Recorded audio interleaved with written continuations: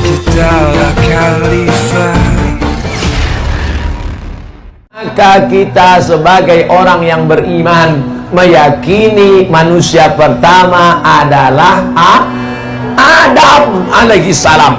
Nabi Adam diciptakan oleh Allah dari tanah dan merupakan manusia pertama. Subhanahu wa ta'ala berfirman apa?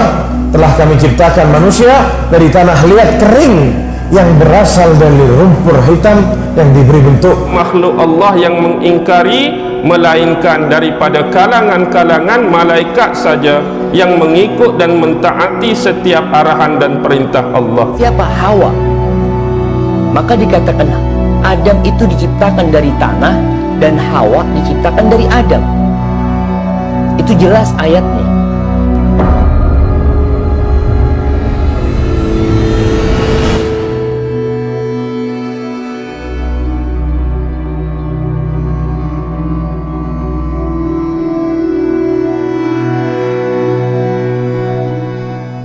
Ketika Allah menciptakan Adam, semua makhluk surga bersujud kepada keagungan Allah kecuali iblis.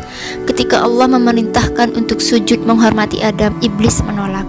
Seperti firman Allah yang berbunyi, Bismillahirrahmanirrahim. Wa idh qulna lil malaikati isjudu li adama fasajadu illa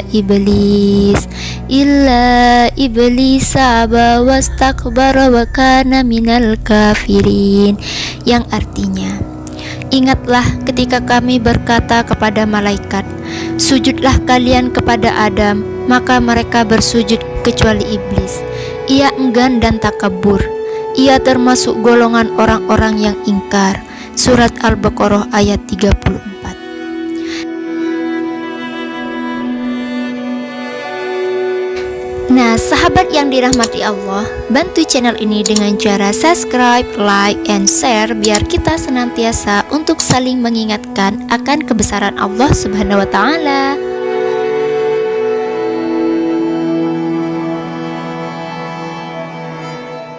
Sesuai dengan ancaman yang diucapkan iblis yang akan menyesatkan Adam hingga keturunannya, saat ia diusir Allah dari surga akibat kesombongan, keengganannya, dan terdorong pula oleh rasa iri hati dan dengki terhadap Adam, sehingga ia dikutuk dan dilaknat selama-lamanya.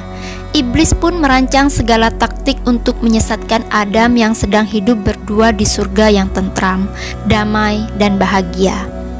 Berbagai cara dan kata-kata halus digunakan oleh iblis untuk mendapatkan kepercayaan Adam dan Hawa bahwa dia benar-benar jujur dalam menasehati dan memberi petunjuk kepada mereka.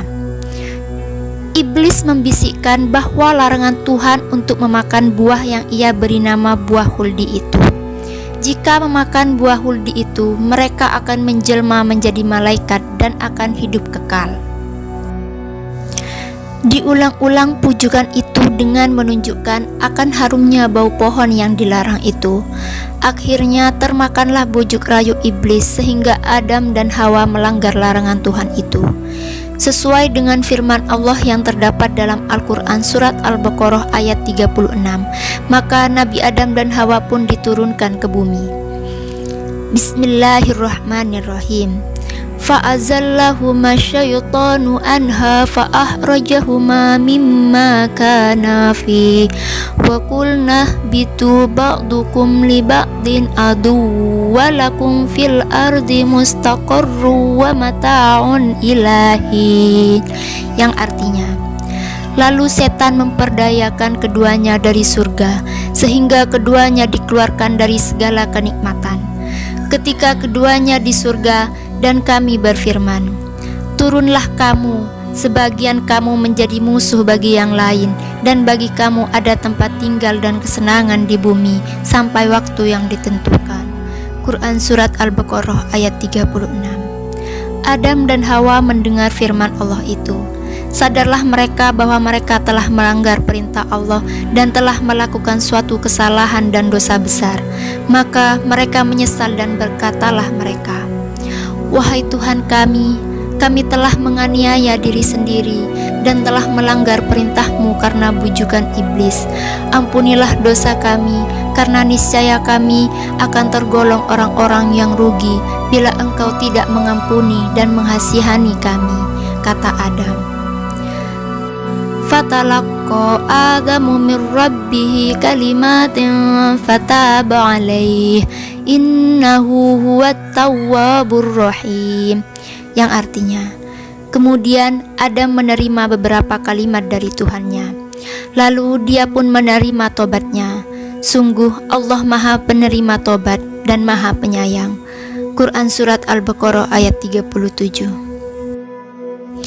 Allah telah menerima taubat Adam dan Hawa serta mengampunkan perbuatan yang mereka telah lakukan. Hal ini demikian telah melegakan dada mereka dan menghilangkan rasa sedih akibat kelalaian mereka terhadap peringatan Tuhan mengenai iblis sehingga terjerumus menjadi mangsa pujukan dan rayunya yang manis namun beracun itu.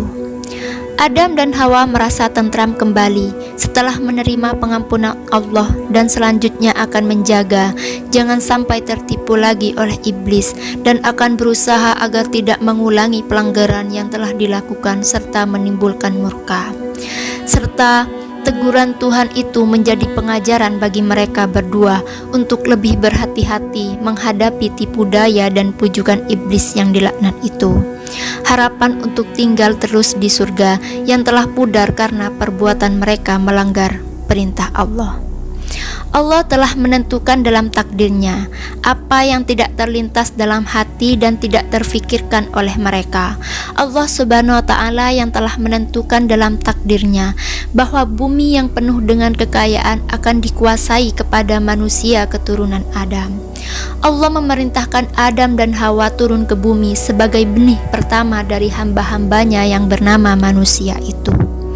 Berfirmanlah Allah kepada mereka, turunlah kamu ke bumi sebagian daripada kamu menjadi musuh bagi sebahagian yang lain. Kamu dapat tinggal tetap dan hidup di sana sampai waktu yang telah ditentukan. Turunlah Adam dan Hawa ke bumi menghadapi cara hidup baru yang jauh berlainan dengan hidup di surga yang pernah dialami dan yang tidak akan berulang kembali. Mereka harus menempuh hidup di dunia yang fana ini dengan suka dan dukanya dan akan menurunkan umat manusia yang beraneka ragam sifat serta tabiat mereka yang berbeda-beda serta warna kulit dan kecerdasan otaknya.